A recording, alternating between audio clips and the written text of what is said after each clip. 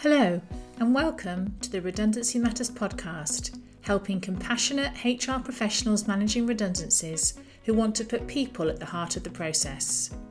I'm your host, June Hogan, a qualified career coach and outplacement specialist with a background in HR and founder of outplacement services provider Wildwood Coaching.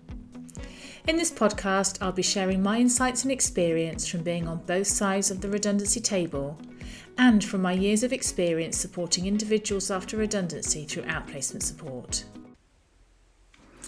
Welcome to today's episode of the Redundancy Matters podcast.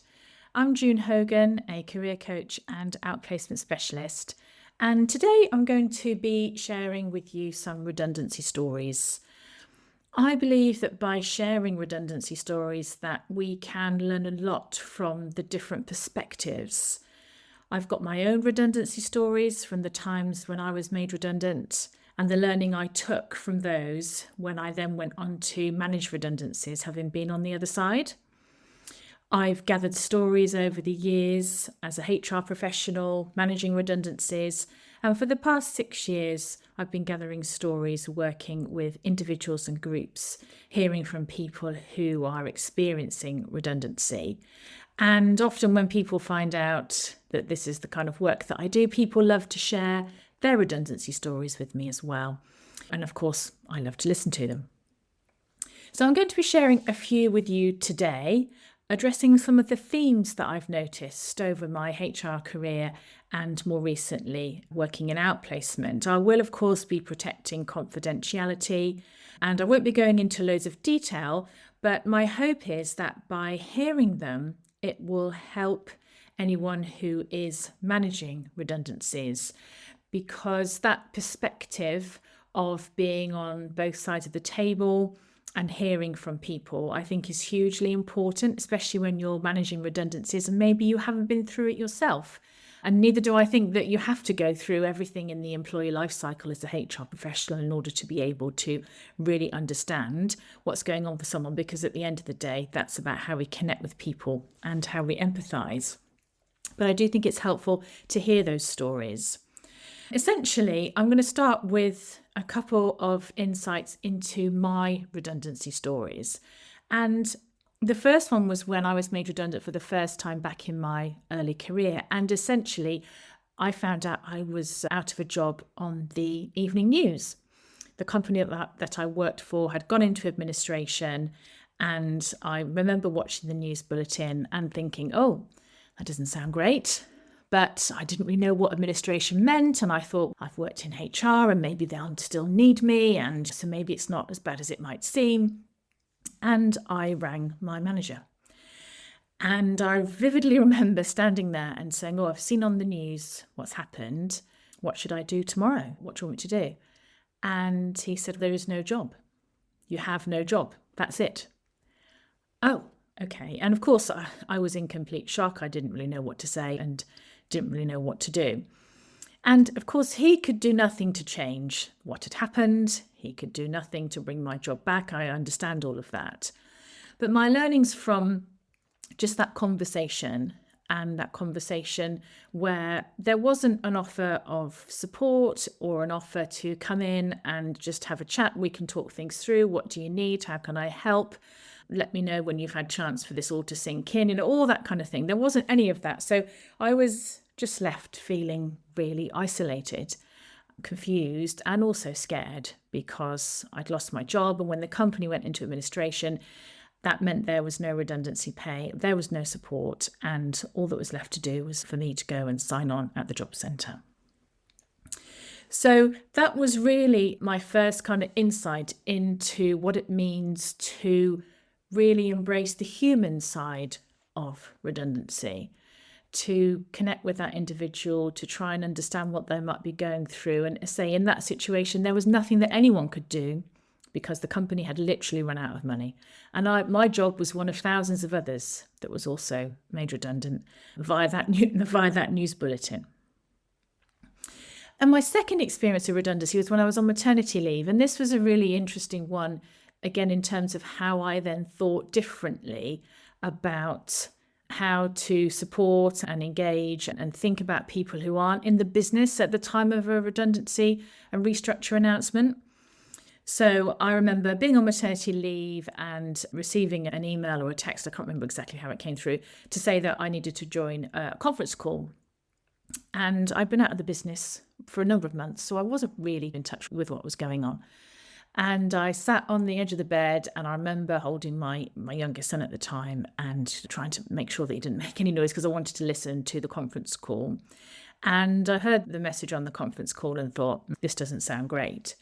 But after that conference call had finished, I was left there with lots of questions and left literally just sitting on the edge of the bed thinking, this doesn't sound good. What am I going to do next? And I really wanted to just have someone to talk to or someone to reach out to, but I didn't feel confident enough to do that. And I didn't have the offer of that come through from anyone within the organisation.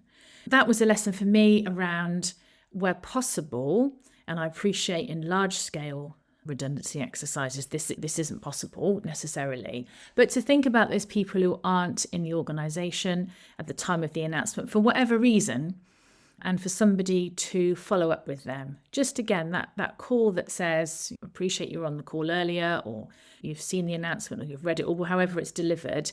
If you've got any initial questions, happy to have a chat, or just to check in on that individual. And then the second lesson that I learned from managing redundancies for people on maternity leave was that I was then invited into my consultation meeting. And the consultation meeting was in the office. And in order to get to the room for the consultation meeting, I had to walk into the building, that's fair enough, and then I had to walk through the open plan office. Now, that was the first time I'd been back into the office, having been on maternity leave. And naturally, people wanted to talk to me. But I really didn't want to talk to anyone because I was concerned about the meeting that was to come. And then, of course, after hearing those words, I then had to make my way back through the open plan office, back out to the car, and I couldn't get there quick enough. So it really just gave me an insight into the location for redundancy consultations. And that doesn't mean to say just for people who are on maternity leave, but thinking about the most appropriate location for holding meetings and just giving some thought to what that individual, through whatever circumstances they might be in, might find to be more appropriate than just assuming that everybody will come into meeting room A and that's where the meeting's going to be.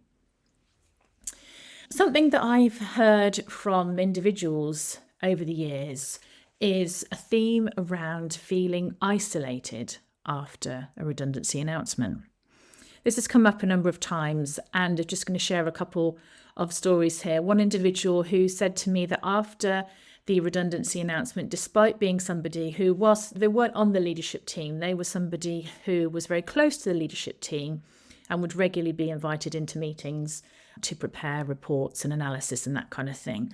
But after the announcement that was made about their proposed redundancy, and there were only a couple of individuals impacted by this within this organisation, the individual said that the leadership team would literally blank them. They would not make eye contact with them when they saw this individual in the corridor, and they found it really isolating and really quite strange as well. And it's something that I've heard quite a lot in terms of literally after the announcement, when things just change with a relationship with people. And that can be really challenging. And so thinking about, again, preparing line managers for the fact that an individual, despite being put at risk, is still that employee, still that person until the day that they leave. And one of the things they need more than ever is that support, and to know that they are still very much part of the team and very much someone who is valued. I've also heard stories about people who haven't had their line manager say goodbye to them, and people who have brought their equipment in at the end of their consultation period and just been left to leave it on the desk or drop it off somewhere. And despite knowing that there were members of the team in the building, nobody kind of comes out to acknowledge them or formulate that ending, if you like. And there's a whole other thing here around how do you say goodbye to people at the end of a redundancy consultation. And I'm going to pick that one up in a separate episode. And Also, not being able to say goodbye is something that people have shared with me over the years that they found very difficult. And that people who've worked for companies for a number of years really want to say goodbye in a way that works for them. So thinking about that whole kind of isolation piece, but also the way that redundancies are concluded and the way that people are allowed to leave with dignity is something that those stories have really helped me to think about differently. There was a story that I shared on LinkedIn relatively recently. Someone had been invited to a consultation meeting. It was going to be held with their manager remotely, although they were in the office with the HR manager. And the manager said that they would be in the car and they'd just be on mute and for the meeting to carry on without them because they wanted to make sure they didn't miss their next meeting that they were driving to. So this notion, apart from that being completely shocking, and I can tell you it is absolutely true, that notion of somebody just not engaging in a consultation meeting. So there are plenty of meetings that are held remotely, of course there are, but being able to be fully present. And again, someone who might be managing redundancies, thinking about how you set this up, how you set the ground rules, and how you make line managers understand their responsibilities and their commitments for those meetings. And if that was to happen, and I'm sure it happens a lot, it's not exclusive to the individual that shared that with me, then as a HR professional to put a halt to that meeting and take an adjournment until the line manager was in a place and an area where they could give it more focus. So this whole notion of how you set things up with the meetings, I think, is hugely important. And that leads me on to something else that I've heard from people is around the timing of meetings. A few years ago, somebody shared that they had their redundancy consultation meeting at 8:30 in the morning, and they went straight in, they were expected to go straight into a pre-arranged meeting in line with a project that they were working on, straight after being told their role was at risk. Now, I appreciate it's not always possible to give people some time out and some space or even the rest of the day off to go home or to be with their friends and family, etc., to process the news. I recognise that. But one of the things that I would say is that hearing this, and this story is not unique, is trying to think about the timing and the planning of those meetings and where possible to at least give people some time to come to terms with the initial kind of shock and the news that they've heard. It's likely they won't be hugely productive if you have a meeting at the start of the day and expect them to work for the rest of the day. But notwithstanding the fact that if you're running a production line or you haven't got the opportunity for chunks of people to be taken out of the organisation, then I recognise that there's an alternative there. But just thinking about that and asking people at the end of that meeting, so what do you need right now? How can we support you? And some people might just want to get on with work, and that's fine. Others might want to take that time out and just to try and process what's going on. Another theme that I've heard over the years is when people say, oh, don't worry, everything will be fine, or you'll be fine, or you'll find a job soon. And this notion that people do want to help and they do want to be positive about the future for others. And this is leading into another area around empathy versus sympathy in a redundancy situation and the importance to make the distinction between both of those. And again, that's an episode that I'm going to be going into in some more detail. I remember running a group workshop many years ago, and as an individual there, we were just chatting in one of the breaks, and they said, if someone else says to me, you'll be fine, you'll find a job soon, they said, I'm just going to have to scream because that's not being helpful. That doesn't help me when someone says that. I know they're trying to be well-meaning, but it really isn't something that I want to hear. And then the final thing is when people are confused about the reason and the rationale behind their redundancy. And that really goes back to the planning and putting in the preparation, preparing the comms, reiterating the business rationale and making it clear, making it easy to understand and answer questions when people are unclear as to the rationale behind the reason for the restructuring, because that really can hold people back in being able to move on. And I see that a lot in that people don't really understand what was going on. They don't really understand the rationale and the reason behind the restructure. Those are just a few stories and a few of the themes that I've noticed over the years. I hope that's been helpful just with some insights and some different perspectives for you. And thank you so much for listening. And I always end these podcasts with the Maya Angelou quote, because I think it really resonates with managing redundancies. And that is that people will forget what you said, they'll forget what you did, but they'll never forget how you made them feel. And I think all of this really underpins that.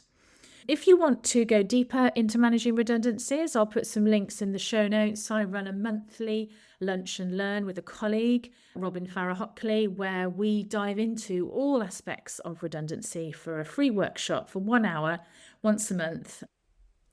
And these free workshops are a great opportunity to really take a deep dive into various aspects of redundancy. It's a chance for you to ask your questions, and we really enjoy running them. We've been running them for over a year now, and it's always great to hear from people who come along and to hear the questions and to learn from each other's experiences as well.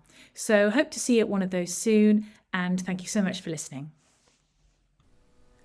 Thank you so much for listening to the Redundancy Matters podcast. I hope you found today's episode helpful. It would mean a lot to me if you would follow, rate and review this podcast wherever you listen to your podcasts, as this helps it reach more people who are managing redundancies. Let me know what you thought, and if you have ideas for future episodes, I'd love to hear from you. You can find me on LinkedIn, June Hogan, and get in touch via my website, wildwoodcoaching.co.uk. where you'll also find more resources to help you manage redundancies. I hope you'll join me again soon for the next episode of Redundancy Matters.